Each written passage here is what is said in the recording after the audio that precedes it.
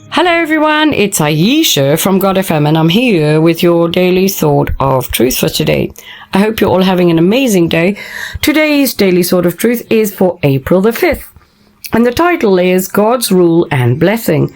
If you will indeed obey my voice and keep my covenant, you shall be my treasured possession among all peoples, for all the earth is mine. Exodus 19:5. Obedience has fallen out of fashion, but it is central to the Christian life.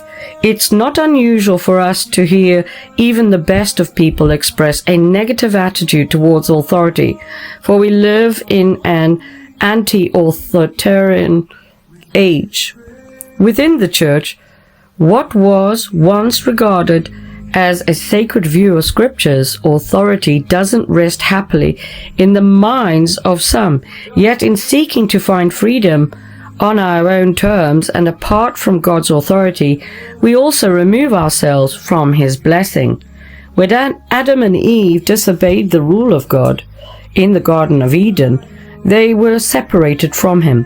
They forfeited the blessing of His presence. Rejection of God's law has always brought about and will always bring about the separation from our Maker and withdrawal of His blessings. In contrast, the restoration of God's rule always brings about the blessing of communion and fellowship that God designed for His people. This promise of God's rule and blessing was fulfilled during Israel's history in the giving of God's law. The Israelites' obedience to the law wasn't meant to be a desperate attempt to achieve salvation. Rather, it was a response to the salvation that had already been achieved for them. God first reached down and took hold of His people, redeeming them and liberating them from bondage in Egypt, and then the law was given to them.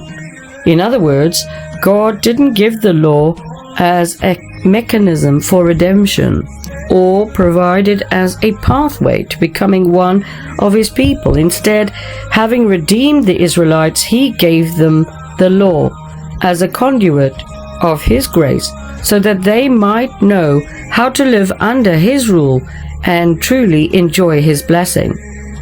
If that principle is flipped upside down, everything goes wrong. We will live out our lives in the fierce grip of legalism, thinking all the time that our endeavors can put us in a right standing before God. But equally, if we forget